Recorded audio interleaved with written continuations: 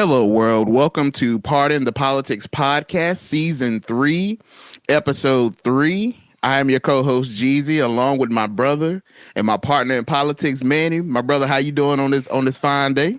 Man, I am doing well. How are you doing? I know how you doing. You probably tore up in all kinds of knots right now. Bruh, I'm doing all right, bro. Today's a good day, wait a second. man. That was I was trying to stay by that. I was trying to. It's too early. It's too early in the episode. But I'm doing good, man. I can't complain. I'm enjoying the day. Another day of being seen and not viewed. So I'm gonna call it a blessing, man. And also, you know, we got our brother back with us again. We got Chuck with us. So it's always a good day with Chuck. The chairman of chaos himself. The chairman of chaos. Yes, sir. Good brothers. Brothers. How we doing today, y'all? How we doing? Man. How we doing? I'm doing good, man. Okay. Getting ready to celebrate this last MLK Day. Hey, bro. It's hard. It's been a run, man. Say goodbye, bro. MLK, man. What they gonna replace it with? Trump Day? Of course. I mean, look, I'm listening. What do we get with Trump Day? a Big Mac combo, bruh. Some golf tees, the fish fillet special. The Make-A-Wish president that I've been hearing him being called lately. He gotta have a McDonald's special meal. If Angel Reese has one and the Grinch has one, then certainly Donald Trump gotta have a meal at McDonald's, bro. You know he gonna have one, bro. Bro, only on Donald Trump Day. But yeah, man, the release of this episode, listeners, welcome to what could be the final MLK Day that we've seen in the very near and far future. The crazy thing about that is the president didn't assign MLK Day. Bingo. Did not. How can the president say he's gonna take it away? Do you think Congress treats Trump like that granddad? You just let him say and do whatever because you know his time is running short and he's closer to the exit than the entrance. but we do it in an unsafe way because usually if Very people so. they talk about letting someone do it, you got power of attorney over they just can't be signing things all willy nilly. We don't got power of attorney over Trump. Well, we do, but it's not like it's actually being used. Yeah. You're right. Like, hey, he can't do that. That's an excellent point, man. Very good point. He can't do that. We all know he can't do that. Why are we letting him do that? Man. Questions that need answers. Questions that need answers. Well, to our listeners, welcome to this episode. We hope that this episode finds you in the best spirit possible, and we thank you for tuning in for another episode. And we're going to kick off with I have something I want to play for you guys, and this will lead us right into our first topic. Let me see. Let me get it pulled up. Let me get it. Uh-oh. All right, here we go. I don't like to talk about him because he spoiled my sleep, or they do. Yeah. I don't sleep very well because I'm afraid they have no respect for us, for my country, or for our country. So, what I think is he wants the Greenlandic minerals to pay off the national debt of United States. That's what I think. Do you think people are really scared in Greenland? Yeah, I've seen quite few who were concerned. I dreamed about him last night. Nightmare. That he was coming with the ship.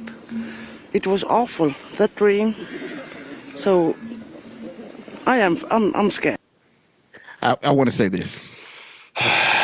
At the hearing, them interview these citizens that were in Greenland. Take the island, man. Let's take the island. Trump, take it. Bruh, take it. Oh, take it. I'm ready. Let's go. I got so pissed off. Bruh, I'm not even kidding. I got so pissed off. You talking about He spoiled my sleep, man. He in my country, not yours. Right. I got to deal with him every day. You around the block in the other neighborhood talking about, I'm worried about what's going on over there. He scared me. So, man, I'm living with it. And she talk about that man messed up her sleep like he Freddy Krueger, bro. I can't sleep at night. It just disturbs my sleep. I have nightmares. The dream. It was a nightmare, bro. Trump got y'all sweating like that. Imagine living in these streets with him. The line living with him, bro. The line that took me out is like, oh, they want to use Greenland's natural minerals to pay off the national debt, sir. First off, you don't got that many minerals. I was like, bro, I had to say, what kind of minerals Greenland got? Right. Were you talking about ice? Look, if y'all had $37 trillion worth of minerals in Greenland, trust, we'd have been there a long time ago. We'd have been there a long time ago. Right. We already got a military base there that we can expand. Mm-hmm. We have virtually nobody there. We can expand it at our will. So y'all tripping. Tripping. We used to have 1/10 of the population at that military base previous years. Right. So what are y'all talking about? Is the population of Greenville, North Carolina, comparable to the population? It might be close. Let me find out, brother. Let me find out. Greenville, North Carolina. I'm gonna throw it back. Ask Jeeves. Not Jeeves. We were a proper people. This week's edition of when we were proper people. When the only search engine we had was Ask Jeeves, and seeing that little butler holding the tray. We were proper people. When we got the internet and could do all these other things, Bing, Google, that's when we failed. So according to the 2020 census, Greenville, North Carolina, home of our East Carolina Pirates. Yes, go Pirates. And not Eastern North Carolina Pirates, you imbeciles. I can't stand that mess. Can't stand it. The population was 87,521 people. Or 89,273 for city proper. Why? What's the difference? I don't know. But the estimate as of 2025 is 96,184. So to answer your question, my good brother, yes. Anyways, take the island. Now, take it. The lady said she had in her dream, she said she saw Trump coming over on a ship. I said, brother. Now that is scary. That is scary. That is downright disturbing. Bro, they had Trump, to try to even imagine it. Trump crossing the Delaware. Bro, his bowels ain't gonna let him make it on the boat. His bowels won't get him across the bow. Bro, the comment today the comment that took me out about this in talking about why Trump wants Greenland is that Trump doesn't understand the sizing on maps. Oh, for sure. As somebody pointed out, they're like, I think Donald Trump might think Greenland is comparable to the size of Africa. And that's why he wants it so bad. And I heard that and I said, oh, that actually might be the case. I won't rule this out. Listen, when this man openly and proudly touts passing a cognitive test, any theory that's thrown out there is very plausible, logical when it does not make sense. It's a senseless theory. Guess what? This might make sense with him. So I can see that. And actually, the average American does not realize. Bro, I was about to say, you know how to deal with Donald Trump, and some of the stuff you can make sense of. Well, you can understand where he's coming from. You can draw the line. You can draw the line and see. There's a great majority of Americans that have the same thought process. And that's how he got elected. We've all sat in the class. You've been in public school. You sat in the classroom with at least three, 4 people that you could say, yeah, they got the same the mentality and mindset of Donald Trump. Well, listen, they say, well, I ain't gonna say they. We say. I ain't gonna put it on Dave this time. Those people who were sitting in the back of the class are now adults. Bro. You know who they were. You know who avoided getting called on to read out loud. Look, I remember them days, bro. when they pull up that accelerator reader, and you start seeing who on what grade level, who exceeding, who below. Hey, them points called everybody out. Yes, sir. That person that get called out to read, and instead of reading, they get pissed off, throw a tantrum, and walk out the classroom. Yeah, they vote now. They vote now. And then the scary. That's very scary. Going back to that video, them like, hey, Denmark protects us. Look, okay, I realize that Greenland does roll up under Denmark. But if we're being a little bit honest here, Denmark's military ain't scared nobody. Bruh, well, ain't scared obviously, a single person. Because if y'all saying that Denmark is protecting y'all, then why y'all sound so scared? Why y'all sound so scared? Well, Denmark may be protecting them in more ways than one. Yeah. Let's go. First one of the episode. We're not wasting time. We're not wasting time. Let's go, Chuck. So, my good brothers, we stay in tune with what's going on in the world. We keep our ears to the streets. And yes, in might, Denmark's army, military pales in comparison to the U.S. Mm-hmm. However, if you're not as strong as someone, you have to outsmart them. Mm-hmm. And there's a correlation or a connection, and though this is not one of our topics, it kind of synchronizes with this one. Iran. There was a lot going on in Iran. There was. There was a lot of chatter from Trump about Iran, whatever you want to call it. Mm-hmm. And then that talk and that brazen language softened very quickly. Very quickly. Almost to the point it was confusing. What happened behind the scenes? Well, the interwebs, and this is the interwebs reported that there was an individual who was working on behalf of Mossad who was captured in Iran in the midst of protesters during the protests. And Iran relayed this to Israel and Mossad and saying, hey, we have one of your perpetrators here. We know what he's doing. We know there's more. You stop it or we will publicly hang him and expose information. That got to Israel. Israel went to their little buddies in Trump and said, all right, chill out, bro. Man, chill out. Bro. But here's the connection.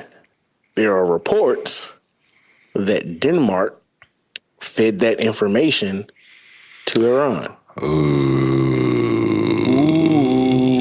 Those are the reports. And that's why we play the beautiful bean footage. Because there's nothing out there to corroborate this information. However, I did go looking to see the reports of this provocateur of Mossad in the protests, and I found a couple of posts. One, of course, Iran released the information. You take that with a grain of salt. But also there was this website called the Jerusalem Post.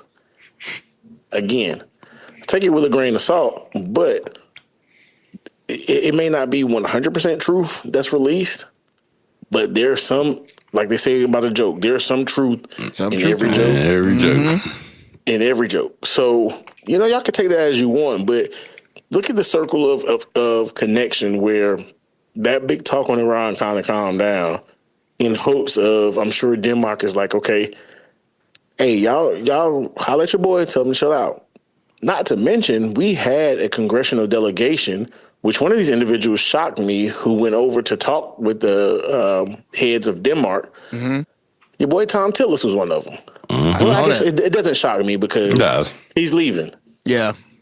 He's leaving office. But yeah, and then the cowards of Congress, that's their new name, Jeezy. The cowards of Congress. They did take a pretty staunch stance on this past week in regards to the messaging. Again, here's their messaging, but no action. Yep.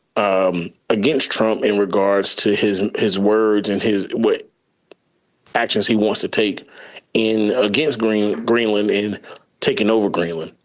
So it's a very, very interesting connection, and I've watched enough shows on Showtime and HBO to say that, hey, I can see some connection here. But yeah, that's what the interwebs are saying is going on behind the scenes, and it can make some sense.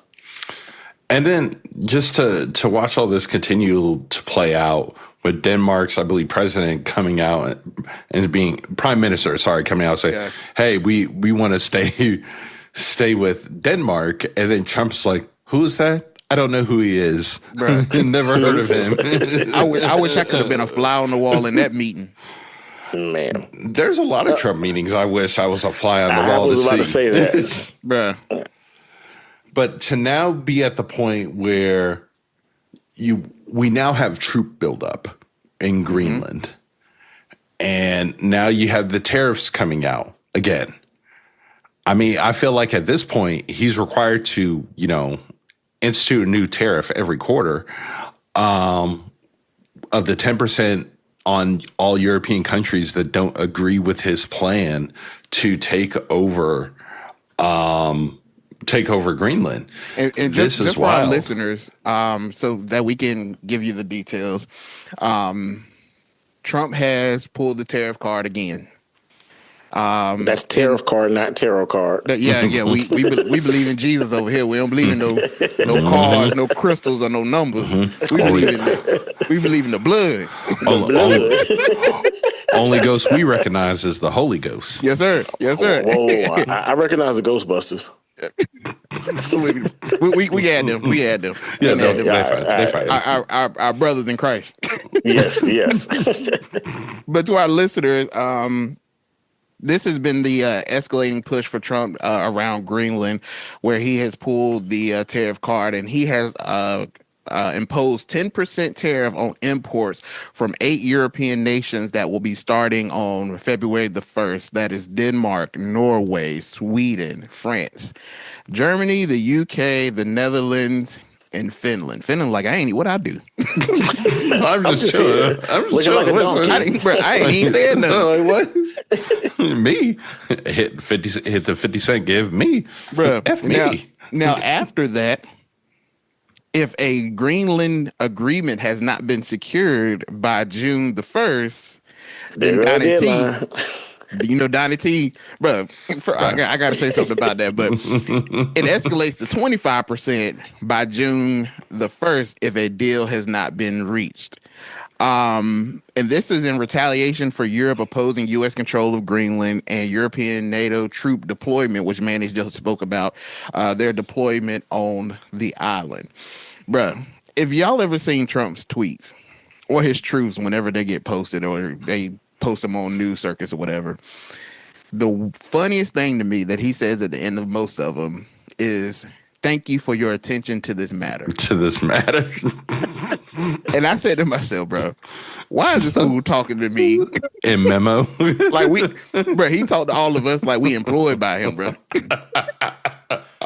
That's exactly what it is. That's how I know that Trump is crazy, bro. Because he set deadlines. He be talking to us like he's CCing us on emails and blind copying us and all, bro. Trump be talking to us like we on a team meeting, bro. Like, bro, you got to quit. And what you saying that, which is spot on. It makes me wonder what AI he uses. Like, is it chat? Is it Copilot? Like, what did he put in Claude. to get the information? I am the boss of this country. You're fired. I want to talk to the people. How do I tell them X, Y, and Z? And then it blurts it out like he talking to a company, but he legit talking to the citizens. Like, bro, stop talk. First of all, most of the folks that voted for you don't know email etiquette anyway. And probably still the AOL or Hotmail email address. Somebody got Earthlink. Oh, God. Oh, man. Earthlink. Somebody still got Earthlink, bro.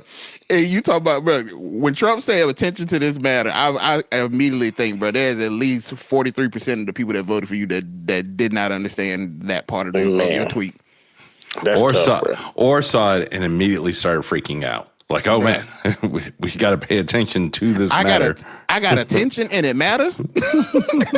The president truthed it to me. Bro, the president he's talking to me. But yeah, with Greenland, now that Europe has deployed military presence there, and I believe they've called it, European NATO allies have deployed small reconnaissance and training units to Greenland as part of what is called Operation Arctic Endurance. Who keep making up these names for these operations, bro? Co-pilot, Gemini. Bro. Sorry, no, Gork. Gork? This is definitely a Gork word. Y'all done burnt up at least a 24-pack of water in Memphis coming up with these horrible names. Bro, these names are terrible. Get back to being creative. But, this operation is underscoring the joint defense interests. And some NATO members are reaffirming their commitment to Arctic security, but not as justification for conceding Greenland.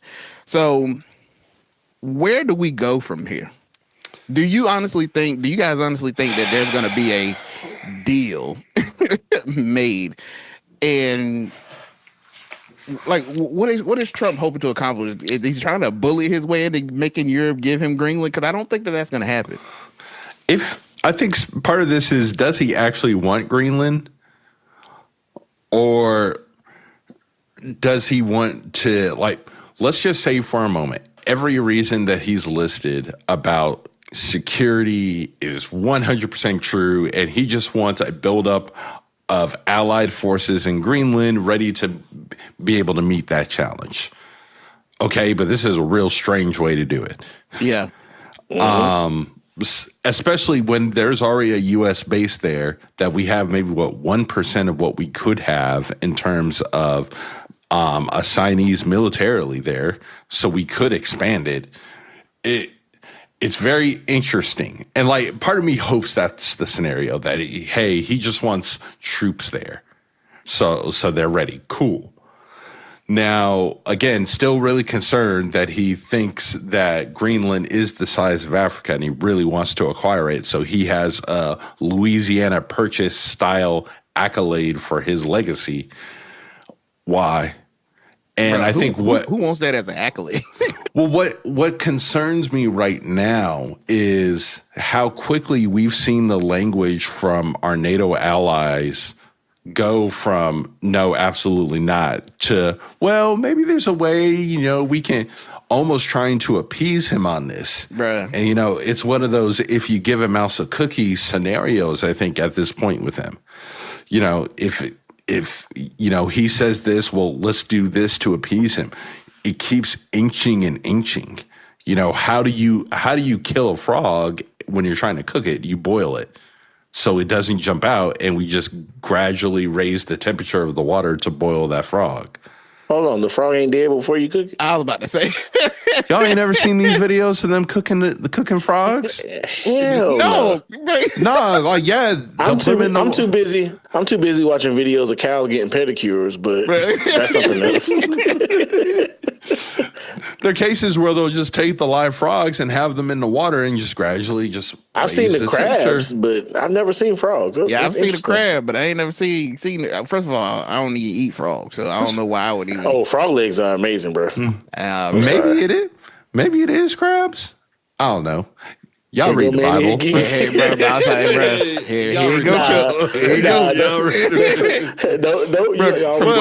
From crab to frogs is wild, bro. That's a wild bearing straight to cross. I'm almost certain. Wait, I've never seen. First off, I've never seen frogs boiled in the first place. I've seen them fried. I've seen them sauteed. I've seen them roasted. I've never seen them boiled, because I would think that would make them rubbery when you try to eat them. Right. I could have sworn. Manny. Y'all pray for me. If that is the case, I don't know what side of TikTok you on. The diabolical side. Bro, TikTok is already a wild place. You need to be scrubbed expeditiously. Expeditiously, bro. You need don't even a decontamination chamber of your socials and your algorithm. Take the phone and everything. Just give you a whole nother phone and everything. It is called parboiling. And where they do that at? Louisiana? I have no idea. It can't be in America. It is less common. It is in some regional cuisines in parts of Asia or other rural dishes. Oh, I was about to say something. Bruh. Manny. I digress. So crabs, y'all read the Bible. Bruh. But in Trump doing that, though, like, it seems to be just much easier just to increase our military presence. We have the space and the capacity to expand. If we're really that concerned. If we're that concerned, why not just expand it? Why? I mean, I get it. He says that you don't defend leases, you have to own it, but you're not acquiring Greenland to protect the people of Greenland. Like, you don't care about you don't care about the 57,000 people. You don't care about them. You want your presence there. That can be obtained by expanding your military presence that you already have there. Why do you have to go to this route? I'm not understanding his end result. That's because you're thinking logically, my brother. You're right. You're thinking logically. This is a petulant child who was told that they could not do something, and they're have been giving their way for so long, and they've had their way for so long. And now all of a sudden, you told me no. Well, I don't like being told no. So in that return, I'm going to use my strong might of my military, which is my big homie over here, who is bigger than me, and he's my attack dog, and I'm a sick him on you. Yep. That's what this is, and it's very disturbing. Far more than just not allowing you to be able to sleep at night and having nightmares. Right. But because like you said, Jeezy, we're here with him, and this foolishness impacts us on so many different levels. We talked about it before with his actions in Venezuela. Now you're causing problems for us to be able to travel abroad, and the different impacts it makes on the average American citizen. You know, there's a country that said some harsh things towards America, but then they cleared it up and said, no, not America, just Trump. And I salute you for that, but that don't change the fact that, you know, it makes it hard for us to move in these streets. The ambassador to Venezuela told Americans to be careful or leave, all because of one man's petulant actions. It's wild. At this point, the way Trump got us set up, I'm gonna have to get one of them little RV headsets, and I'm gonna have to take my vacations like that. Bro, we ain't gonna be able to go outside. Over the ear with the long microphone. Yep. I'm just gonna have to take my vacations virtually. Get a VR headset. I'm gonna start taking my vacation. Where'd you go? I'll be at work. They be like, "Oh, you were gone for a week. Where you went?" "Oh man, I went to Taiwan virtually. You know, I went and saw the Great Wall of China virtually. I walked the pyramids in Egypt." Yep. I took a tour of the inside of one of the pyramids in Egypt and did for vacation. They be like, "Oh man, how much did that cost?" It was about $29.99 virtually. Oh man! But yeah, you know, you got these, you know, Greenland. If what Trump is doing right now is causing you nightmares, then y'all can come over here for about a week and sit with us on the porch. If you really want to feel the heat, you want to see how hot the block is. Bro. But I just think this whole Greenland thing, and I think the leader of Denmark and some official from Greenland came and talked to Trump this past week. It didn't go nowhere. I don't know why you waste your time talking to this child. When his mind is made up, mind is made up. And unless you are pitching something to him that's going to have a better outcome or better results than what he already is expecting, or more money. Yeah, or more money. You wasting your time. Ask Zelensky that. That's why he need to stop coming over here to U.S. trying to beg. I wonder why are you still coming? Why are you still coming over here, bro? Like, I mean, because we're still we haven't turned off the aid. to Ukraine. So you got to at least keep showing up. So at least the steady flow of cash keeps coming. The IRA has went from an open faucet to the drip that you turn on when you got freezing temperatures outside, so your pipes don't bust. A trickle, bro. I think Zelensky just be coming over here just to get away from the war. And I'm gonna be real. I'm gonna be real. You know what I mean? I probably would too, bro. You know, they're not trying to shoot. I just want to not be shot at for an hour. I mean, and you keep smelling gun smoke, and you keep hearing bombs and stuff go off, and sirens, and you. Sometimes, man, you just want to get away for a weekend, bro. You're like, hey, I don't blame him. I would if I was the leader of a nation. If it got hot and sticky, I'm out too. Just for a little bit. And I'm gonna be back. I ain't leaving y'all, but why y'all got this going on? This operation gonna take 3 days. While it take 3 days, about 2 of them days, I'm gonna go to the house real quick. And I'll be back. It's been hot and sticky for was it 3-4 years now? Bro. That war is crazy, bro. But yeah. And Jeezy, you don't have to be a world leader. You just can be a U.S. senator like Ted Cruz. And Ted. Hey. Just leave people hang high and dry. Oh, it's a hurricane on the way? Man, you know what? Well, Ted hit that airport quick. Antigua looks real good right now. We had this vacation planned for 20 hours. Okay. Actually, I got a great deal on Jet 2.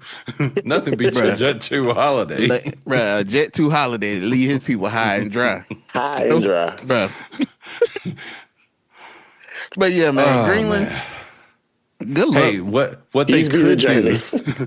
Look, if all else fails, what they could do is invent a peace award for Trump. Put it in a nice little frame. Fly over to the White House. Listen. In fact, I'm glad the Nobel. I was about to say the Nobel Academy, whatever the group called themselves, released a statement saying, "I don't care." What you do when we award this is who we award it to. You cannot transfer, pass it off, give it away, or let somebody else hold it. That's not. It makes no difference. She ought to have been ashamed of herself. She has no shame. You have any dignity? I mean, no dignity at all. I mean, come over here and pander to that man like that. Give him your Nobel Peace Prize award. I mean, and framed it up nice too. Made it all nice. Made a little plaque on it about how she giving it to him for this, and then you walk away with it for what? You got a #1 at McDonald's for lunch, and you got to stare out the window bro, you got to stare out the window where the ballroom is supposedly going to be at. That's all you got for it. Let's play out the scenario. Okay, let's say he backs you. Your people on the ground aren't going to really respect you like that. He already told her that. He told your people don't fool with you. And she's still trying. She don't get no respect. But if she give me the award, she still ain't gonna get no respect. Right. I'll think about it. No, man. Donnie, if you're listening, I will award you my 2003 most dedicated swimmer award. I will give you that award if you join the boys for a podcast. Hey, and I raise you my preschool diploma.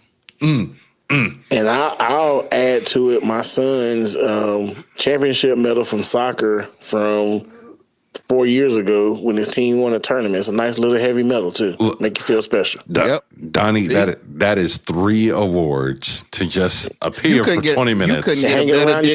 You couldn't get a better deal out of a cookout tray. I mean, look at what you got, Donnie. Venezuela's only gave you 1 award. For our listeners who don't know, a cookout tray is a very good deal. Bro, fantastic. Well, it used to be. Well, yes, sir. You're right.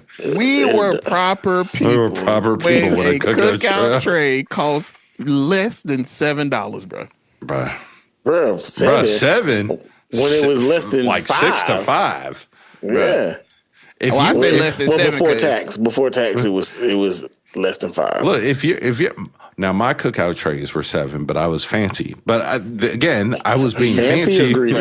Bro, I was about to say, look. Sorry, greedy. Greedy. We've grown, man. We got to call it for what it is. Yeah, it was greedy. It was being greedy. I had no business putting those combinations of food together for a single meal. But still, $7. $7. I'm about to commit North Carolina sacrilege. Bruh. I hate cookout. I hate it. And I only ate it. I'm talking about not even now, as in my advanced age of mature dining and expanded palate. I'm talking about in our premium time of going to cookout. Oh, man. I hated cookout. I only ate it when I was drunk. I only ate it because it served that purpose. Yeah, it served that purpose. It was open late. There wasn't many other options until the great Sheets came along. Sheets. And these are not ads for these institutions because they're not paying us. Yeah, y'all ain't paying us. But if you would like to, any of these but great it was a North Carolina delicacy. And, shout out to home. But yeah, and I have people who love it and swear by it, but no. Yeah, cookout. I'm definitely not knocking the door down to go eat no cookout. Right. I will say though, I do like the ice that they have, and in certain things like that. The ice. Yes, sir. Yeah, I've got to. Yes, sir. I've got to a certain age in my life. Top tier ice. I like my ice a certain way. Everybody can see when you got just the regular old ice, the little squares. That's that cheap ice. You gotta have special machines that make it that crushed ice. That little cube crushed ice, yeah. Now, see, ice get compact, it lasts longer, bro. Chuck, that ain't that bad. Like now, how you said that about Bojangles? Because allegedly they have opened a Bojangles in New York, and people There's no allegedly. There's no allegedly. They opened it in Brooklyn. It opened up. I want to say last week. See, and the lines and people but people are like it is mid. First of all, you're not really supposed to have Bojangles outside the South, anyways. Nope. So that's number one. Number two, I don't want to hear anything anybody in New York has to say about fried chicken. We don't care what you think about fried chicken. I am not listening to your rules anymore. Y'all leave and trust your fried chicken to Asians. So shut up. I don't want to hear it. Now I've had some amazing Korean fried chicken. When I want top tier fried chicken, I want Lowry seasoning on my chicken. Yes, sir. Not no chicken batter. I want flour on my chicken. Shaken, not stirred. Yes, sir. Yes, sir. So I don't care what they have to say. And there is nothing in New York, and I say this with the utmost emphasis because I've been there numerous times, many of family members there. There is nothing in New York that is seeing a Bo-Berry biscuit. Bruh, nothing. Stick to y'all cheesecake. And stick to your chopped cheese. And bagels. Yeah. You won't see us down here in the South trying to do no chopped cheese. Y'all keep it. Y'all keep it and leave all that down there because there is nobody that I trust in New York. And if I want a cheddar bow biscuit, they're gonna make it with precision. The way I need it. It is a talent. It is an art to make a skill. Batch, yes, sir, of a cheddar bow biscuit. Not burnt. The biscuit is cooked to perfection. The cheese is just right, with a little bit of crunch on the edge. Yes, sir. There's a mix of love and precision that goes into making these biscuits. Got to. And age. And the one who makes it has to have a lot of trauma on the tricep, if you know what I mean. gotta have a little trauma on that tricep. Gotta have a little something back on that back arm. Man. Bro, but if you're in New York and you've had Bojangles and you feel like it's not it, come on down to the South. I guarantee you it's a completely different experience. Totally different. Do y'all even have sweet tea in New York?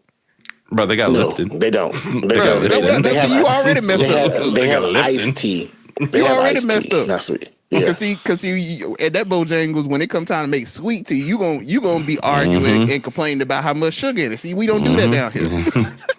Bojangles legendary sweet tea. Yes, sir. And it's called legendary sweet tea for a reason. It is. I'm not the biggest sweet tea drinker, but Bojangles sweet tea. Oh yeah, I'm gonna get a Bojangles sweet tea with the 3-piece dark and dirty rice. Yes, sir. Right. I'm gonna get a sweet tea from Bojangles now. I don't drink it a lot, but I will get one from Bojangles. Right. So you better believe it. I will say this. Holla at the boys. And maybe Trump, while you working on a deal with Greenland, there you go. Get them a Bojangles out there. Get them a Bojangles out there in Greenland, and hey, look, they might warm up to it. Right. They might warm up to you. You own a Greenland. You throw them a Bojangles out there because I got it. Looking at that video, them people talking about they scared of Trump. I can tell you that Greenland ain't got no good food. Look, man, you put seasoning on their food or seasoning. You put a Bojangles up there. You maybe you get them a top tier running McDonald's, and you run them about $75K. Nah, they got McDonald's. I'm sure they got McDonald's, man. I don't know, Chuck. I don't know, man. I don't know. Look, if they do, I know the McRib don't make it out there for seasonal. Before all this really popped off, most of what people knew about Greenland came from D2 the Mighty Ducks. When we found out that Greenland was full of ice, and Iceland was really nice. That's all we knew. If you did not know, Mighty Ducks is Manny's all-time favorite movie franchise. Bruh. All-time favorite. Absolutely loves it. I'm not knocking it because I rock with the Mighty Ducks 1 and 2 for sure. Heavy.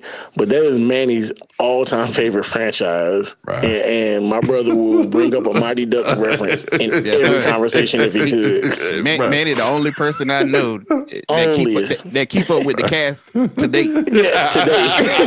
Where are they now? He know where they at now. Right. Greenland? That's all we knew, man. Greenland, we're definitely gonna know more about you now. So, I don't know if you need to get a dream catcher. I don't know if y'all need to just start praying more. But if you having nightmares now, if you just think, you wait, just you wait.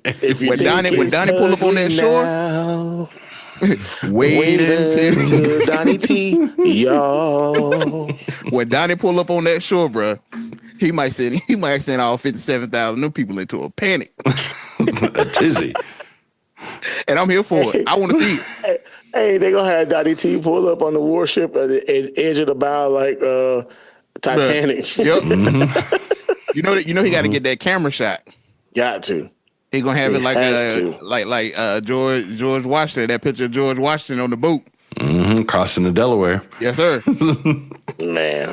Well, Greenland. Oh man.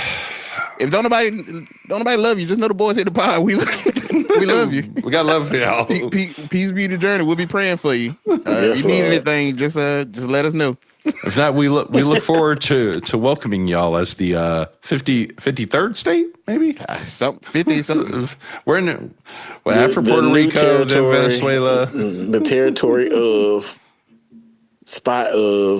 place of the United States. The new United States. Make Greenland great again, bro.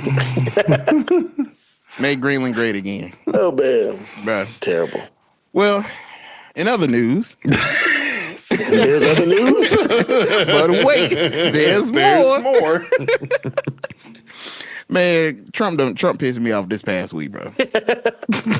And that happens every week, but he really pissed me off because, see, sir, I don't like bullies. And he pulled a move this week that pissed me off because he kept messing with our homeboy Jerome, bro. Jerome Powell. Man. Jerome Powell, he got a little situation. He's on Donnie T's radar again. The Justice Department.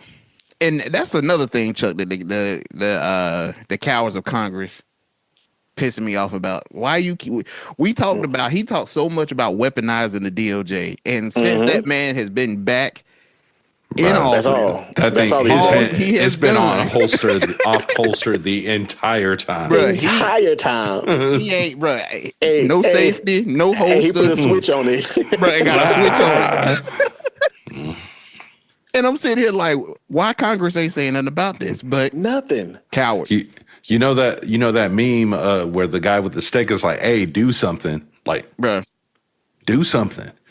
I don't know if y'all seen these videos circulating. This is kind of off topic, but on topic. But they be kind of trashing Jalen Hurts, the quarterback for the Eagles, and they'll be like, "Hey, Jalen, we're down by a touchdown. We need you to go out there and get us a score." And then the videos they post be Shamar Moore when he hosted Soul Train and him dancing and shaking with all the girls. They said that's what every time they need Jalen to do something. No. Listen, I hate the Eagles like the next one, but no. I said, bro, that's treacherous. Bro, every video is Shamar Moore doing nothing but just shaking with the girls at Soul Train, bro. Treacherous, man. Treacherous. Bro, ain't doing nothing. But Right.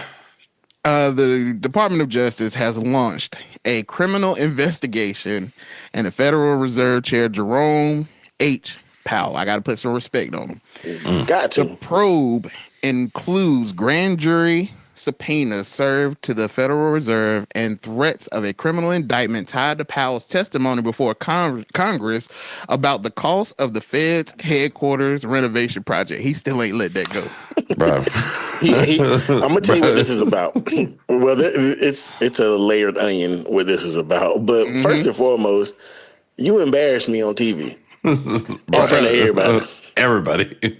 Well, they said Powell poured them glasses out his coat so quick. Hey, look, when the old man, bro, when he pulled up, when he go in that glasses and pull out them glasses out their breast pocket, he's serious. he is not about to be fooled or fooled with.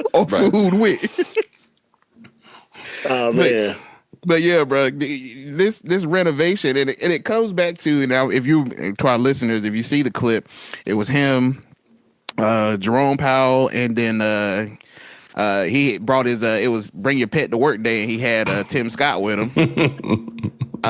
Mind you, we talked about this in the episodes before, but he was the only one walking through this building with no hard hat on. So that should tell you another thing about how they feel about him. But the Fed historic Washington, D.C. headquarters was undergoing a multi-year renovation, and the cost ballooned from roughly $1.9 billion to about $2.5 billion. And that's not insignificant. It's not. No, that's not. But still a rounding error. Yeah. But and when they brought Powell forth about this in June of 2025 before the Senate Banking Committee, and this is another thing, before I finish that point, y'all want to worry about 1.9 to 2.5. What about all the other rounding errors? Y'all worried about this? At least this is a tangible building that you can see. The Pentagon has not passed an audit. Bro, they have not. Years. And we ain't addressing that, but we gonna bring a criminal charges or a criminal investigation on Jerome Powell because, all right, we thought it was gonna cost 1.9. It did 2.9. They talking like this was almost like 1.9 to 4.7. Like, bruh. But think about the inflationary pressures we've had during that time. That much of an increase, it's like, bingo. It makes sense. This is makes reasonable. Total sense. It's very reasonable. But in that meeting or in that testimony, Powell said that the renovations did not include lavish features like a VIP dining room, a rooftop terrace, or special elevators, which had been a part of earlier planning discussions. So they were going to beef the place up. They were about to have it looking nice. But as I would expect the Fed chair to do, hey, this is a little much. We ain't gonna cut these things out. Chill out. We don't need all that to keep the cost where it needs to be. And maybe Jerome said, hey, look, I see some inflationary happening with the price. So let's cut some of these things so we can make sure we can cover what we really, truly need in this building project. But because of that, they're saying that Powell's testimony was false or misleading. We don't know which one it is. First off, it could be false. It could be misleading. We'll get an criminal investigation, and we'll find out. Hey, can I ask a question real quick? Yes, sir. So you said 1.9 to 2.5, right? Yes, sir. But there is an imaginary ballroom whose costs tripled in months. In months. Not in a couple of years. Months. In months. And y'all tripping about... Yeah, okay. I'm thinking logically. My bad. There you go. It's hard to digest with logic. Yeah. I'm sorry for interrupting. You spot on, bro. Because what are we doing? Which leads to what most people have been saying. This is just another attempt at pressuring Jerome to get out of the chair. I don't know. Well, yes, get him out of the chair. But I think overarchingly, Trump wants Jerome to drop these rates. A, it's a vote and there's a process. But B, it's not. The Fed has two jobs. I come in there and raise them rates just because. And I'll see y'all in the next quarter meeting. So go ahead, man. So there's some reports out there, and I believe it was JP Morgan, where they looked at their forecast this year, and they're like, I don't know if there's going to be a cut this year. There might be a Fed interest rate raise because of all this. Yeah. And can you imagine if at his last meeting, Jerome Powell raises rates, Trump would erupt. And he would explode in a cosmic dust. Well, first and foremost, and you kind of expressed this, Manny, this is not a Jerome stroke of the pen by himself thing. There's a committee or a group who makes these decisions. Jerome is just the one who gets to sit in front of the camera and say, hey, guys, this is what we're doing and this is why we're doing it. But Trump wants to get rid of him, and he's the ire of Trump's anger about this. And it really baffles me. And I miss the Fed because in my banking days, when the Fed was at the house, I was at the house. So I have a long-standing, close relationship with the Fed, and I love them. and Chuck, help me remember who appointed Jerome. Well, if I remember correctly, there was this gentleman out of the state of New York who had a previous term at president. Okay. I think his initials are DJT. I think that's what his initials are. David Jehoshaphat Tyrell. My goodness. Yeah. Bro, this is appointed. This is Donald's man who appointed him. Oh, and furthermore, OCC, Coward Congress. Whoever is the Fed chair has to be confirmed by the Senate. Yep. It's a two-step. This is a two-step authentication or two-factor authentication process. I need Congress to start moving with the same energy that my Google does. What did your Google do then? Anytime I try to log in from another computer, it's like, hey. I was a little confused for a second. I was like, hold on, wait. Who the heck are you? I was going to say, what, work? Anytime I try to log in from a different, that's the energy I need Congress to start moving with. Like, it's me, but you're going to question it. I need that level of scrutiny of the executive branch of the United States.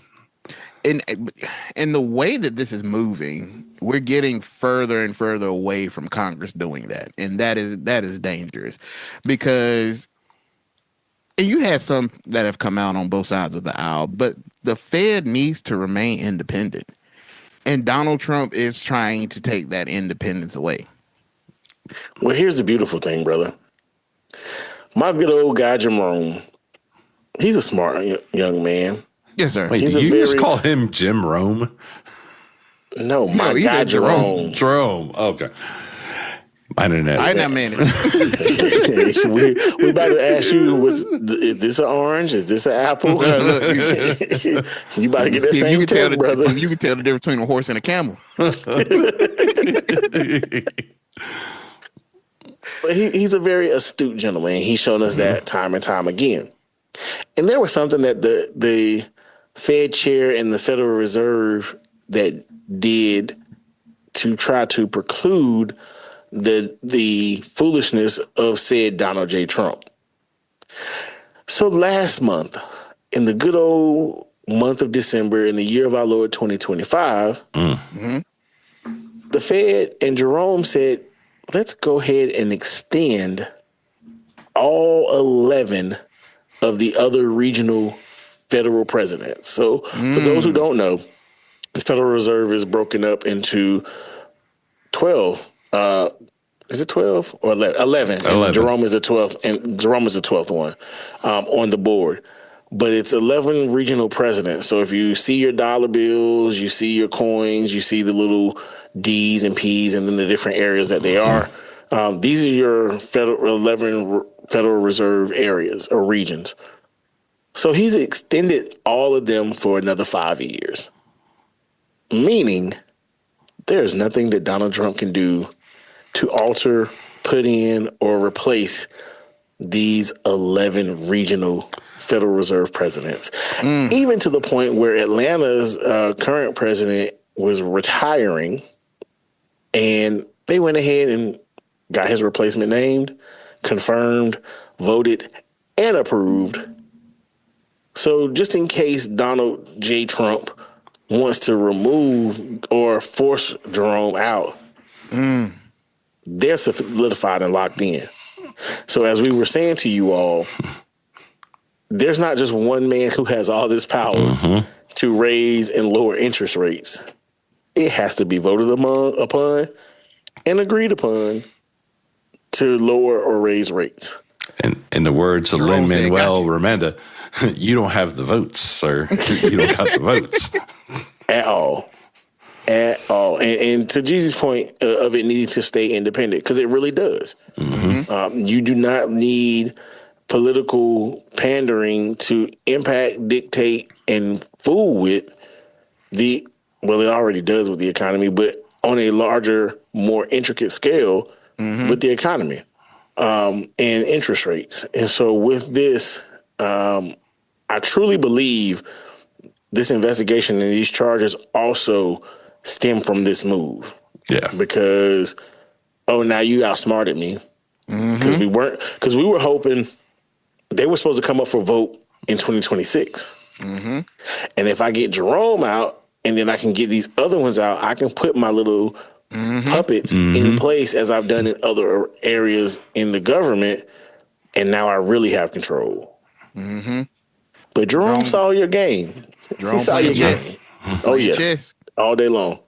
And I love what he did when this came out. He dropped the video and was like, bro. Right. And I think it came out last week, right after we were finished recording. It did.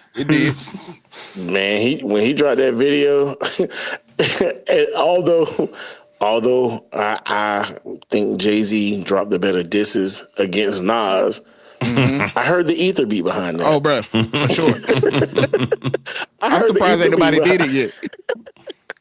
Hey, I heard the ether beat behind that Jerome video. Jerome said what he had to say. He's like, bro, now if y'all done, I got work to do. Like, I'm not here to play this man game. We got an economy we got to look at. I'm not here to pander. I'm here to do what I'm supposed to be doing. That what my job entitles me, no more, no less.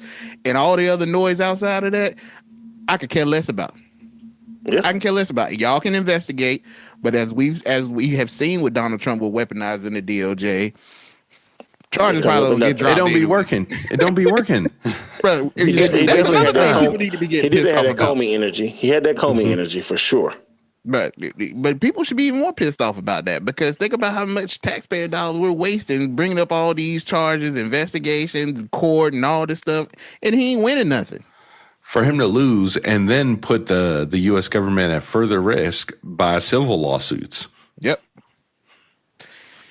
Donnie T, hold your ground, Jerome. You know the boys here at the pie. You know we got you. We know we rock with you over here, Jerome. So do your thing, man. Hey, look, let me tell you. Now, if they find something, we gonna rate them coals now. That's our job here at the pod. Now we support you. Equal opportunity. we'll ride with you when you're high, and when you're low, we'll rake them coals. We still gonna love you, but we gonna rake them coals on you. Yes, sir. Yes, sir. You gonna get that slow simmer. Yes, sir. We gonna make sure you got them grill marks on you, for sure. Boy, hey, bro. Hey, talk about it, boy. I could just. I'm a fat kid, y'all. He said them grill marks, and I just saw a bratwurst on the grill, bruh. Summertime. Oh my god! And a ballpark Frank on the grill with the grill marks on it. Brother. Man, look, so good weather and grill marks are an amazing combination. Yes. Now, me personally, I don't eat ballpark. I prefer. Are you a Nathan's? Yes, sir. I prefer Nathan. Okay. Nathan's got I can ride with Nathan. Got a little different taste to it, so I'd rather that. Oh, for sure. That beef Frank. You know, I like a little chicken pork combination. Yeah. People like, if you knew what was in there, I don't care. Yeah, brother, if I cared, I wouldn't eat it. Do you know how hot dogs made? Nope, don't care. Hand me the mustard. Exactly. Hand me that mustard, and I hope it's a potato bun. Yep. So when I bite into it, it's just sir, yes sir. And look, we have a certain age where the young kids, y'all be scared to eat your hot dogs. I'm gonna eat my hot dog now. Oh yeah, I'm gonna eat my hot dog. So never mind. Never mind. Let me go ahead and sit down. You might want to stop. No, I'm gonna sit down. I'm gonna go ahead and sit down. Okay. You sit this one out. Yep, the same for me. Not every conversation's for you. Not every conversation's for you. Right.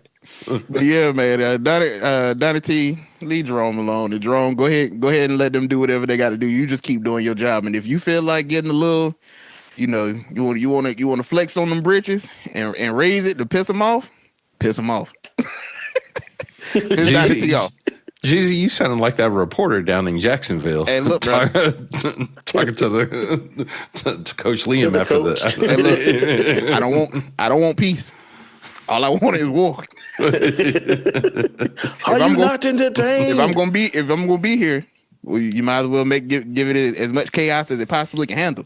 Yes, sir. But yeah, Donnie T. Well, we might have some more chaos going on. That'll be a good segue going into our next topic. But the president mentioned, out of frustration at a January 14th interview, the possibility of his party could lose seats in the 2026 midterms. And let me stop you right there, brother. Let me stop you right there. That was not frustration. That was fear. Bro, yes. That man was shook. Right. Which is crazy because they did all this stuff with trying to create new seats and all this stuff. And we found out and talked about that in previous episodes that didn't play out in their favor as well as they thought it would. Nope. But he mentioned saying something along the lines that we shouldn't even have an election. But this is not the first time he said stuff like this. Bro. Are we forgetting when he was on the campaign trail? And he's like, this will be the last election. Last time y'all had to vote. Like that man told them. I think it was the evangelicals. He told them, I just need you to vote one last time. You ain't got to vote no more. We'll have it fixed so good you won't have to touch anything. You won't even have to vote no more. That was wild then, and just as wild now. Just as wild now. Now of course, they had to clean it up. So the press secretary, what's that little white girl name? Caroline Levitt or what? Levitt. Man, they've been dragging her on, and I'm gonna tell what she said. She said that he was joking and just speaking about canceling midterms, just factitiously. That he wasn't really serious. He was just exaggerating to make a political point about his accomplishments. Whatever, girl. Whatever. But side note on that, I gotta go ahead. Somebody told a lie one day. They have been dragging her on social media. First, she's 28. Yes. And she may be spoiling worse than that milk that Trump had on his desk a couple of days ago. He said that milk was 5-6 days old. He said it might still be good. But they noticed whole milk with the capital W. But not to. I'm gonna defend her very lightly.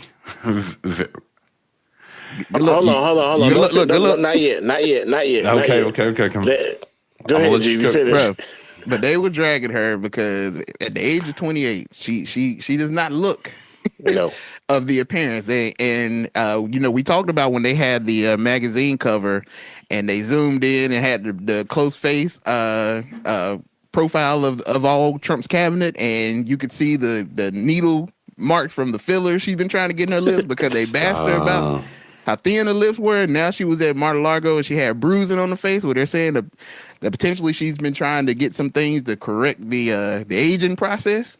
Baby girl,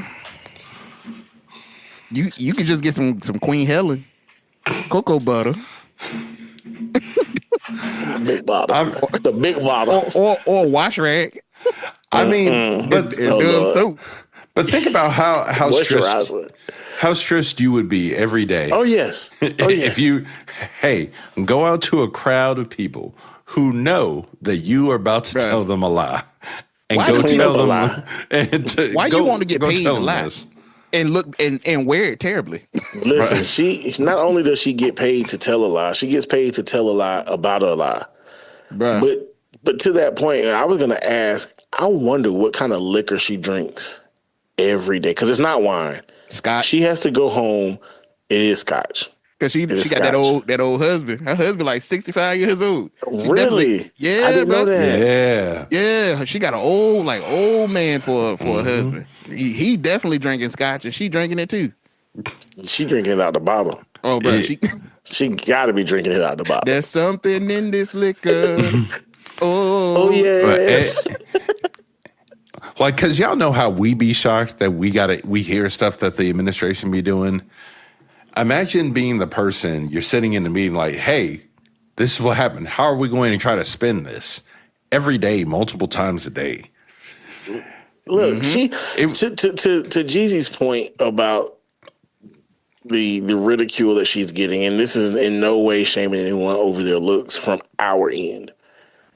But at 28, those are your prime formative years in which you think you are, I don't want to say it. Forget it, I'm going to say it. Many women feel that that's like they're entering their peak of their youthful beauty. Like the boys, we have a saying, a woman has hit her womanhood, and we appreciate the maturity of a woman. And when you hit that point of being a full-fledged grown woman, how we put it, we adore, appreciate, and honor that. But when you're younger, and even for us, we know, 26, 27, 28.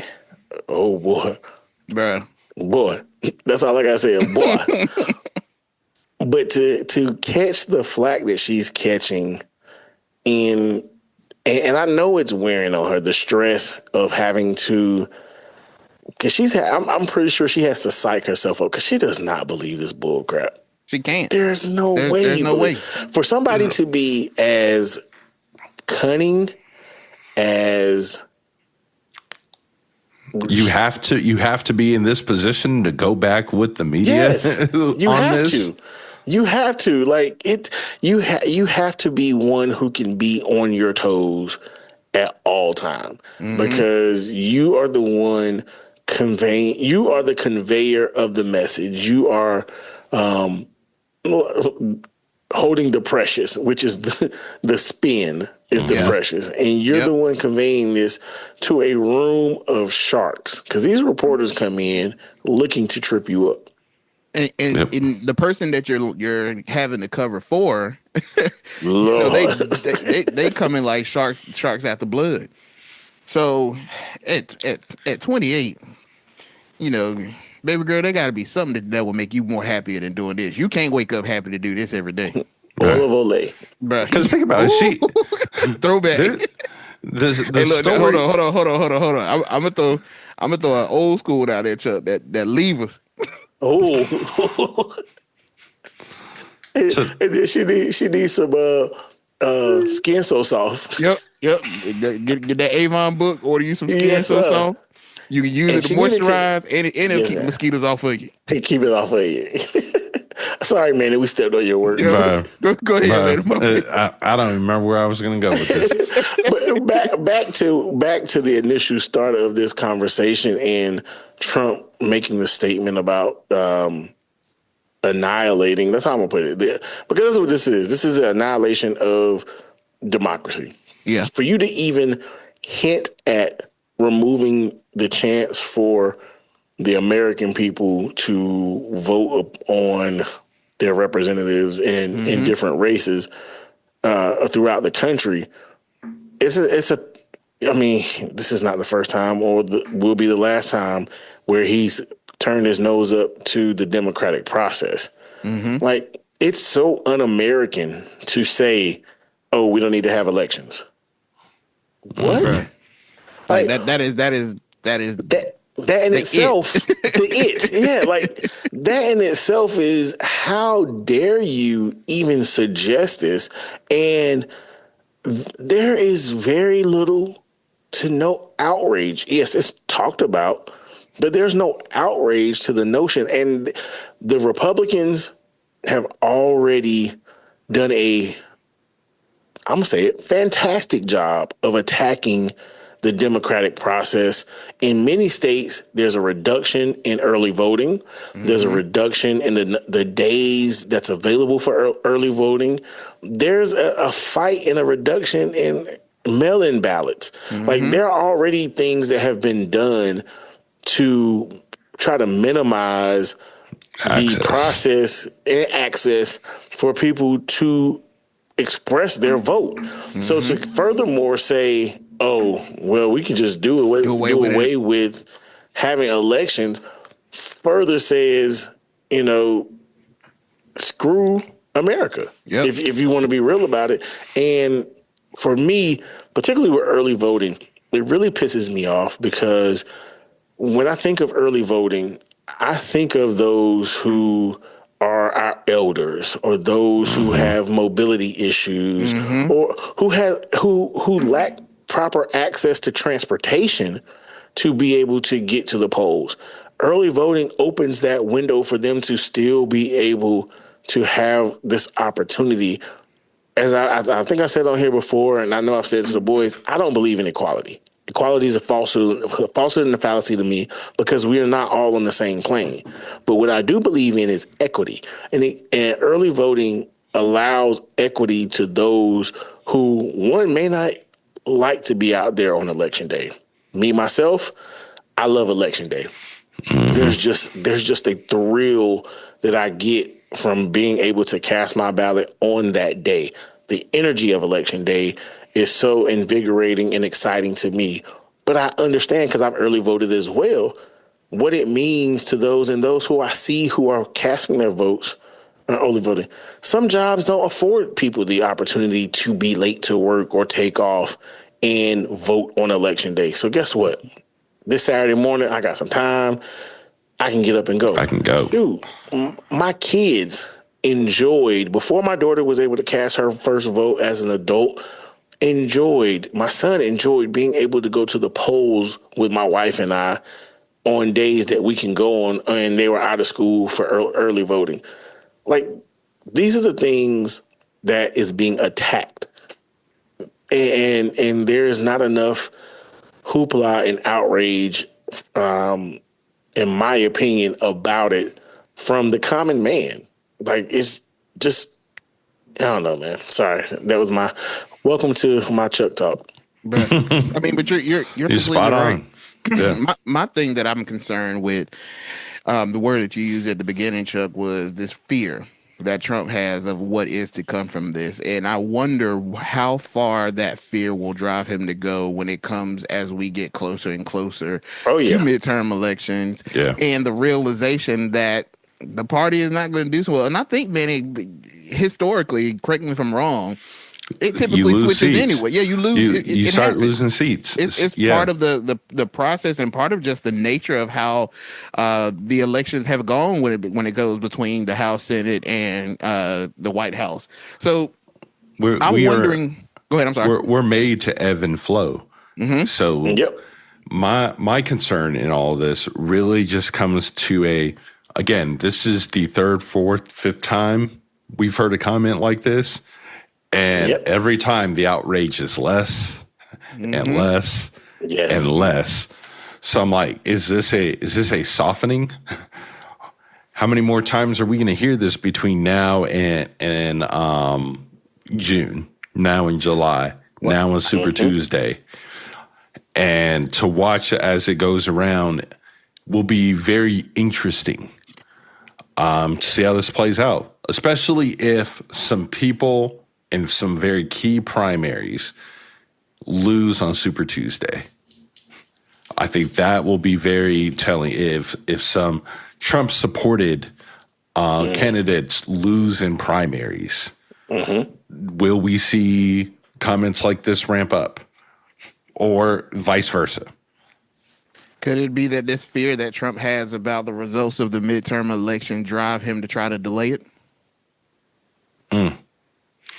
Could he declare, as we've heard him say with Ukraine and Zelensky, about elections being delayed because they're at war? Could he state that the U.S. is at war and we currently can't have an election, and somehow he can't do it himself, but somehow gets Congress involved where they will delay the election? Look, man. Look, man. Before we started this, I wish they could. The listeners got the video of this, because the perplexed look on Manny's face is like,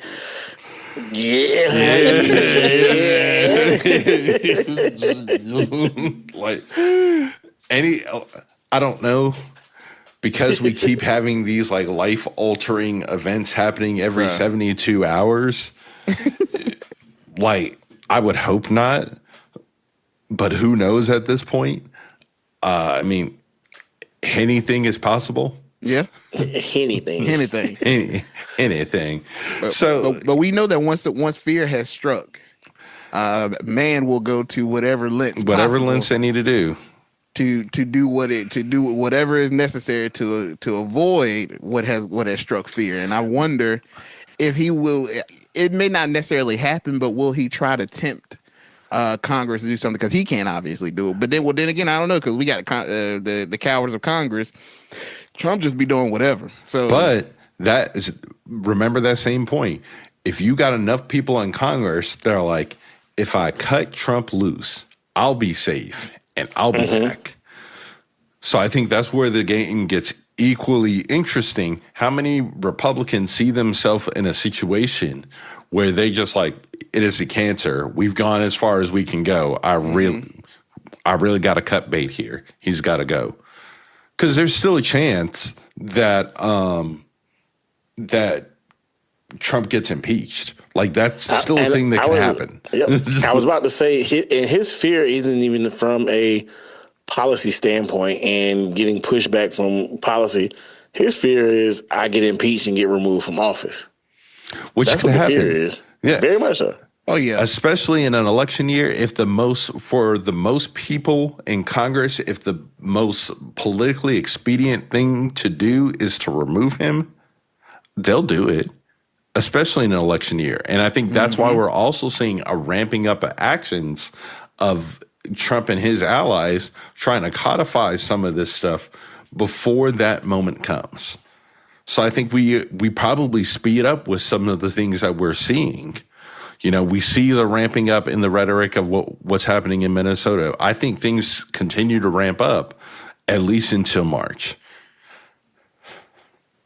Oh, speaking of, real quick, the potential strike that is coming. The general strike. That's going to be interesting as well, because I wonder how that is going to echo throughout the rest of the country. And there's many other areas where ICE is and taking certain actions that can cause a copycat effect. And as we know in America, a lot of things that we do is the copycat effect. And that's not to minimize or diminish the actions and efforts of those who are looking to hold a general strike.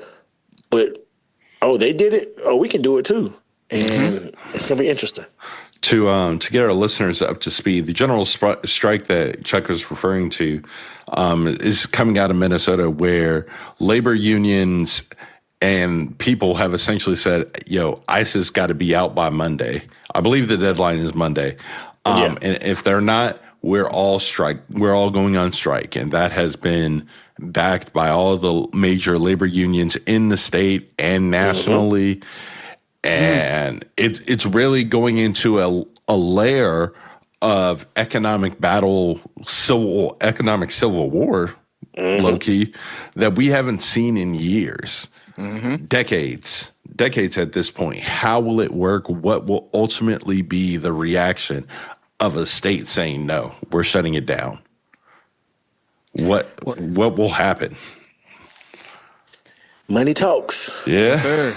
Yeah. Yes, it does. Money talks.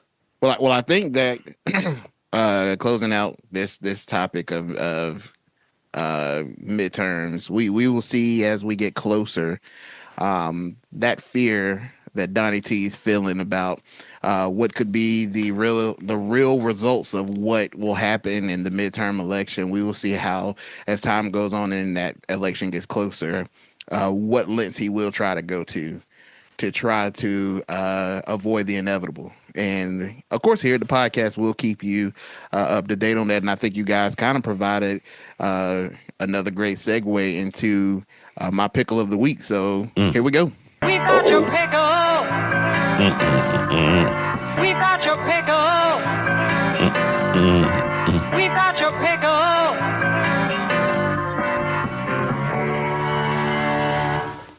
Hey, G's, real quick. Yes, sir. I want to learn how to play the banjo after listening to that.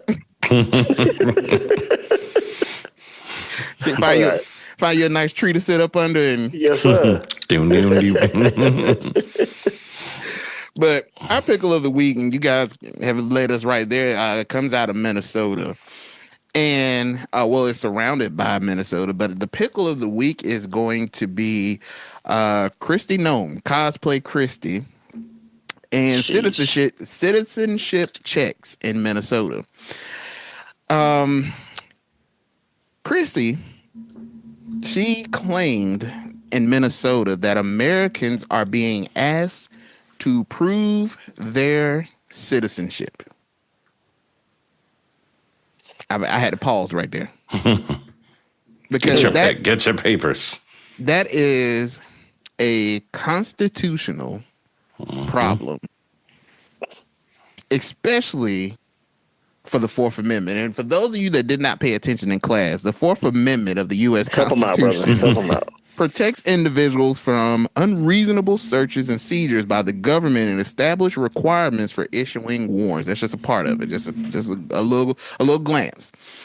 But can you imagine walking out of the grocery store, being approached by ICE agents, and they ask you to prove that you are a citizen? My first thing that I thought of when I heard this, and she said this blatant into something that Chuck has repeated a number of times on this episode, no outcry, nobody pissed off, nobody saying that this is a problem. And I believe my brother Manny, in episodes previous, pointed that this was going to start becoming an issue where now Americans were going to have to be able to prove their citizenship, that you are American. Now, I've been to a couple of places and I had to provide identification. What do I provide that proves my citizenship? A light bill, a water bill, my student loans. What qualifies as the proper documentation of proof of your citizenship to the average American that is just walking around their everyday life? Because I'm sure that nobody, if it's going to be a birth certificate, nobody just walks around and goes shopping with their family on Saturday morning with a birth certificate in their pocket. No, is it a real ID? On top of that, you want me to be able to provide that to somebody that's had 47 days Bingo. of training. Bruh. Probably sat in the back of the classroom and caused a tantrum when they were asked to read. Bruh. First of all, if you come up to me and my family asking me to prove my citizenship, I'm gonna prove it to you, all right? I got my left hand I call citizen, and I got my right hand I call ship.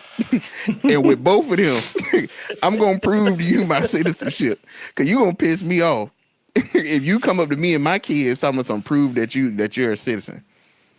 Well, send me to Spain. Send me to Spain. Yes, I'm here selling off my property so I can move back. Now, if I'm by myself, I'm leaving by my own will and accord. Yeah, I'm from here. And then once I get over there and enjoy my little vacation, I'm gonna sue y'all, and y'all gonna bring me back. But how far are we gonna go with this ICE thing? And what Chuck was saying, this is why you have the standoff that's gonna happen, the strike that's going to happen. This is getting out of hand, and the accountability of ICE in the process and procedure in which ICE carries out these operations to now is to the point where you originally was supposed to be targeting these illegal criminals that were over here. Now is going to just people who, just of the same color or ethnicity as people that are different, to now is, okay, you could just be American and we got to check you too. Well, Jeezy, I'm glad you said that.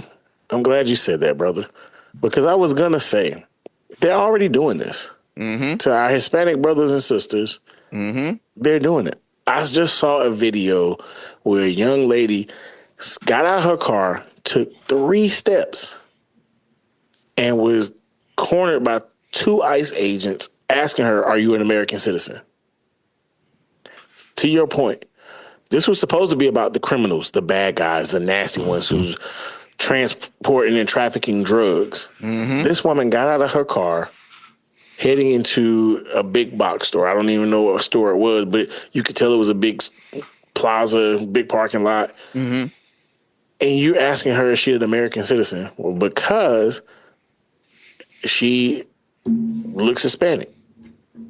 And the girl was so afraid and startled, she didn't even open her mouth. And this is where we are. And like you said, Jeezy, I have a right hand that says citizen and a left hand that says ship. And it might be some projectiles that tell you, yes, sir. I'm proud to be an American. Well, and at least I know I'm free. Like, come on, man. Apparently not. Like, this is crazy. There's been a lot of talk this week comparing ICE to the Gestapo, and I disagree with that comparison. I think ICE is acting more in line to what we saw in slave patrols and how they're searching, how they're tracking down people. Part of it is a terror campaign, it feels like. Mm-hmm. So it's just ridiculous. And for a constitutional right, the government can't just stop you and demand papers without any probable cause or a warrant. Like, you can't just roll up on me and say, I'm stopping you to ask you a citizen because you look like you could have been from here. You look like you. What does it look like to be an American when America is a melting pot of all of these different cultures, ethnicities, races, whatever you want to call it? It's a melting pot. Nobody looks American. Nobody. There's no look. I mean, unless now I will say this, because I'm gonna keep it real. Is ICE stopping some white people and asking them to? Well, I mean, you look American when you go overseas and you dress a certain way, and you like, that's an American. how do you know some of these white people are American? And I think that's going to be the big tipping point. What is the wrong thing that has to happen to the right person for something to fundamentally change to how we look at these things? I don't know, bro. I don't know what that looks like, because obviously Renee Good wasn't good enough. Right. No pun. Then the family member that is related to Lovett, the press secretary, she got hit up by ICE. That didn't mean nothing to her. Anything. She didn't even come out and say anything. Like, she won't. It's just like, it is what it is. You know, what was the family member like? Was it a cousin? I can't remember it exactly. Was something I think it with might have her, been like somebody mom, something with her mom's side. Yeah. It might have been like that's what I'm saying. It want her sister. It want her mama. You mess with somebody, mama. You mess with the right person, mama. But how how many hurdles do we got to clear before we finally get to the finish line of this thing to say, okay, this is where the line, this is where this stops. How many more shootings? How many more situations? How many more detainments? Like until it has to be the right one for us to be like, okay, this is and we got to get this under control. I think we're getting there right now with what we're seeing with Minnesota. With now you have, Tim Walz bringing up the National Guard, while also the State Department going ahead and put 1,500 soldiers on standby. Like we're really playing with a powder keg in Minnesota. But that finish line to me is almost like Avengers Doomsday. Like we're gonna get to the finish line, but everything's gonna be there. Chaos. There's not gonna be anything safe. Exactly. Yeah. I think that's where we're headed. And when we have blatant disregard for our rights as citizens, in spite of having to prove we are citizens, then where are we when that is your citizenship is being challenged as an American, your democracy is being challenged as an American? Like, what is left at this point that is like, all right, bro, y'all got it. Y'all got it. Y'all just tell us what to do and we just gonna do it and we gonna keep it moving, or we gonna fight back and resist, but we know what that comes with, and we either just gonna have to down that sword or we just gonna have to pick it up and live with it. But hey, man, egg prices. All started because of eggs, bro. Egg prices, man. They let Donnie T back in here because the eggs were too high. Eggs still high. And chicken wings. And chicken, bro. Chicken wings is expensive. Why is a chicken wing more expensive, a whole chicken wing more expensive than a breast? Bro. You remember 10 cent? You remember 10 cent wing night? Bro. Man, don't take me through trauma, bro. Because I remember 10 cent wing night. I remember an all-star breakfast less than $7. We are proper people, man. I remember gas was less than $1. Bro, Waffle House still charging you for eggs. What Waffle House you go to? Bro, all of them. Not here in Georgia. Let's see, Georgia is its own place, though. So. True indeed. Georgia follows its own rule. True indeed. Another place that is not listening to the rules. Yep, Georgia and Florida, and maybe Texas. Y'all do y'all own thing. You're right, because there's two parts of Georgia. Yep. There's Atlanta and Metro Atlanta, and then there's the rest of Georgia. The rest of Georgia. Facts.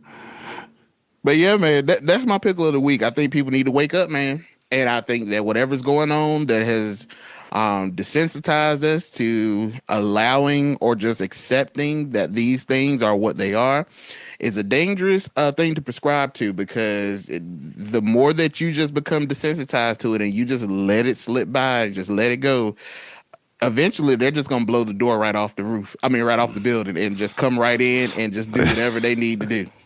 Well, Jeezy, I saw something on the socials again where this white lady said, "Hey, black people, y'all proving your point. Can y'all join us now and help?" Nope. Hey, let me tell y'all something. Y'all don't look for us for the next. Y'all got about 3 more years before we stay back up. We've been doing this for too many years without nobody's help or minimum help. And now it's at y'all front door. Y'all want to talk about where y'all at? Can y'all come? No, we had the trail ride. We dancing. I ain't seen black people dance this much in all of my almost 40 years.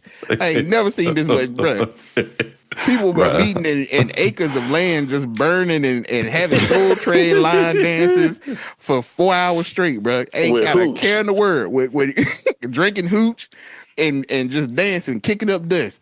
Don't look for black folks to come out of that no time soon, bro. I didn't realize people were roller skating as much as they are, bro.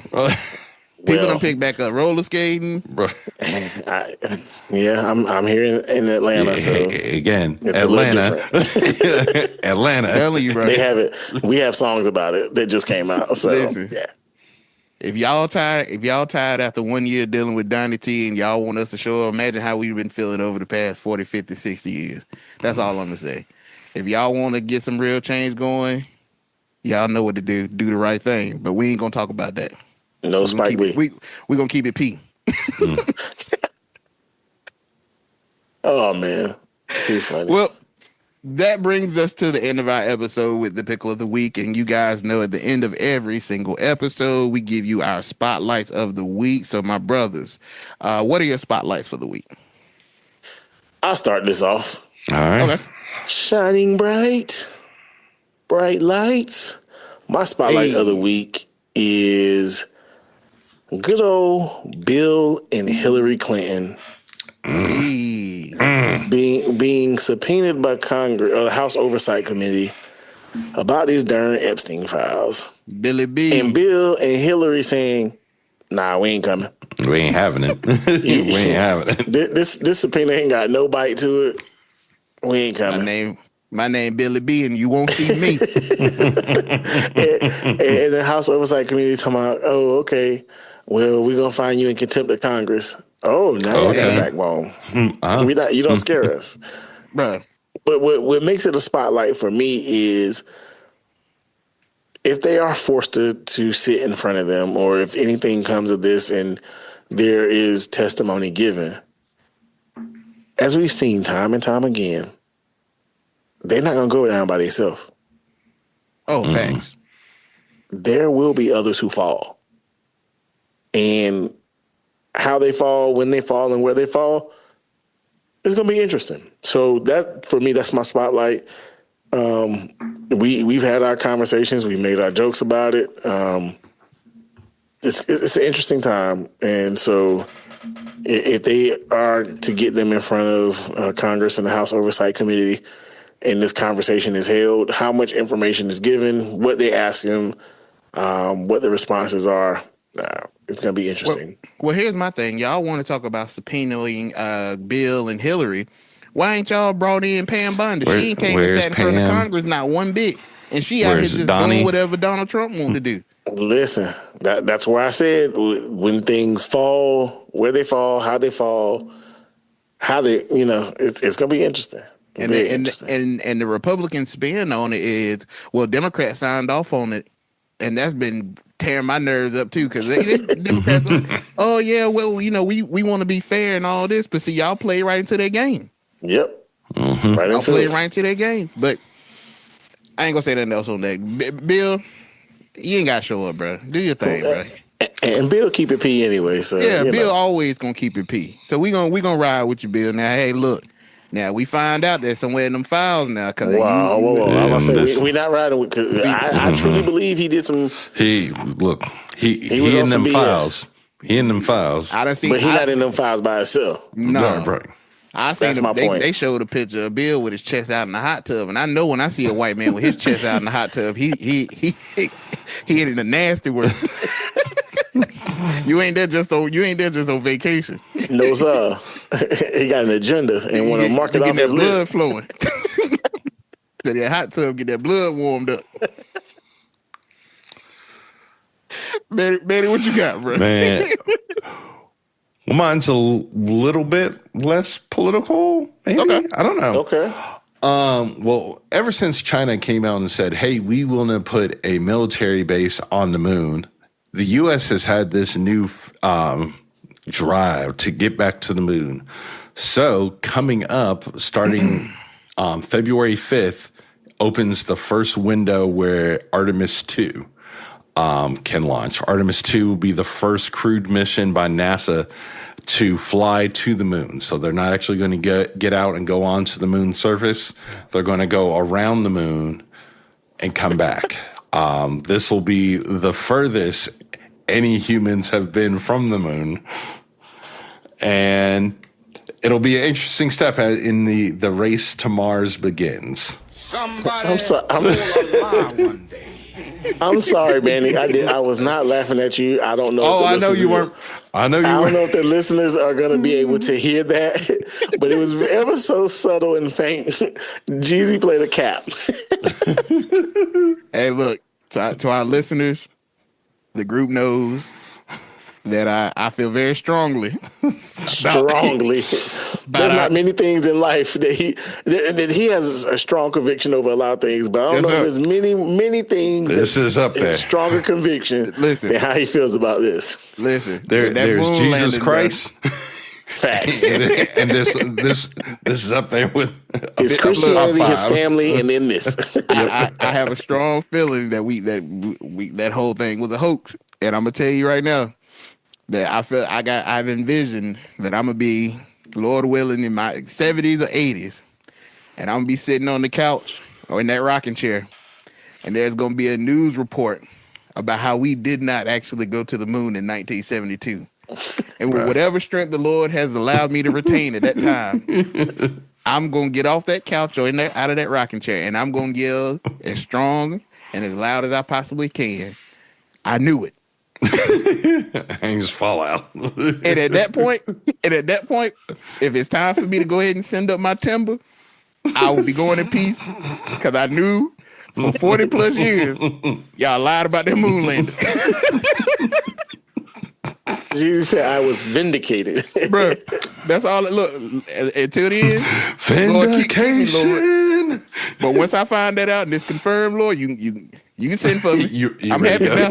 Life is complete. You ready to go. Bro.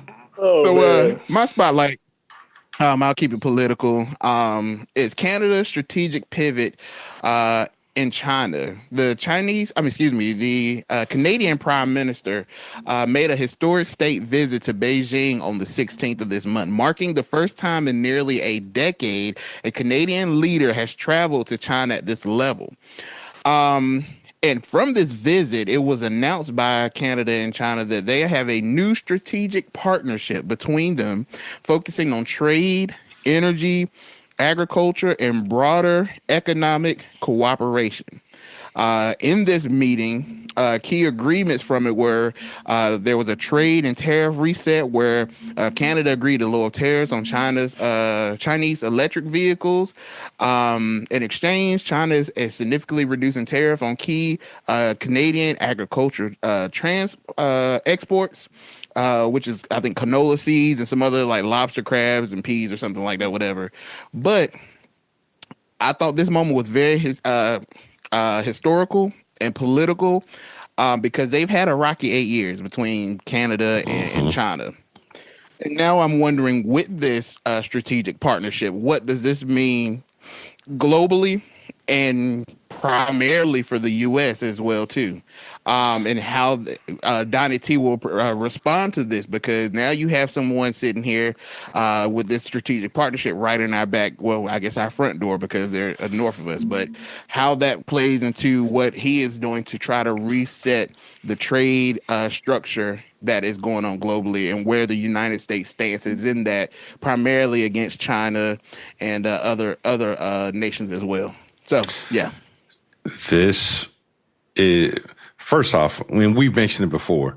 Supreme Court, y'all need to hurry up with this this ruling on tariffs so we can figure out what he can and can't do with this on our side. But looking back at the larger implications of this, with the U.S. stepping out of that giant facilitator role of trade, somebody else was going to step into that.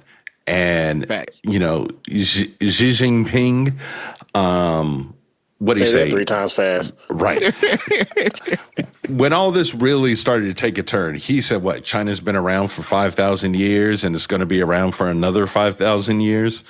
China's just stepping into that role. Okay, well, you know, Canada, you used to do that with the U.S. How about you do this with us? You know, and I think you'll start seeing these. You see Saudi Arabia starting to step into a larger role on the global stage. I think the people who are probably the most upset are going to be U.S. automakers, because you've largely been able to keep China out of the U.S. market by not allowing them on the continent, largely. Well, now they're going to get to Canada, and if they get to Canada, they're going to get down here because they are cheaper and technologically as sound per experts, quote unquote. I have no expertise in Chinese EVs, but now you now have this new You now have this new competitor in this space that you didn't have to deal with. Mm-hmm. So now, how does Ford feel? How does Elon feel? Mm-hmm. Well, this all goes down to blame Trump. Blame Trump, because first off, and we won't make this a full segment, but when I'm not surprised in this, because when Justin Trudeau resigned, who was a bootlicker of Trump of sorts, because that's why he started losing his popularity in Canada. What's his name? Mark Carney? Yeah, Mark Carney. Mark Carney, when he stepped in, he won't play in them games. Right. Mm-hmm. He came in, he kicked in the door waving the 4-4, telling Canada ain't doing it no more. Like, he came in and was like, nah, we're not playing these reindeer games, especially when Trump was talking about Canada, the 51st state. Mm-hmm. Like, nah, not my block. Look, you hear how that died down quick. Real quick. And Mark so won't playing it. No, not at all. So this does not shock me at all. It's definitely going to have some major implications, as you both have stated, but I'm not shocked by this move in the least bit. Yeah, man. We'll see what happens and what goes forward, and see how Trump responds to it, because I'm sure that he's not going to be happy about it, but I think he got enough on his plate to be worried about right now that he'll get to this at some point. TBD. Oh, yeah. It's... But to our listeners, that is the end of this episode. So we appreciate you tapping in, listening to us here, season 3, episode 3 of Pardon the Politics podcast. Brothers, you got anything? All hearts and minds clear? We good? All good over here. I can't believe I'm about to say this. Oh, man. Uh-oh. No, I'm not gonna say it. I was about to support your boys, Jeezy, but hey, no. I can't say it. Oh, I ain't got the Manny curse. Hold up now. Hold up. Well, I'm called the prophet for a reason. Hey. I ain't got the Manny curse. I just tuned in, so let the nerves kick in. So, but to our listeners, we thank you for tuning in, and we hope to catch you at the next episode. So, take care, world. Peace.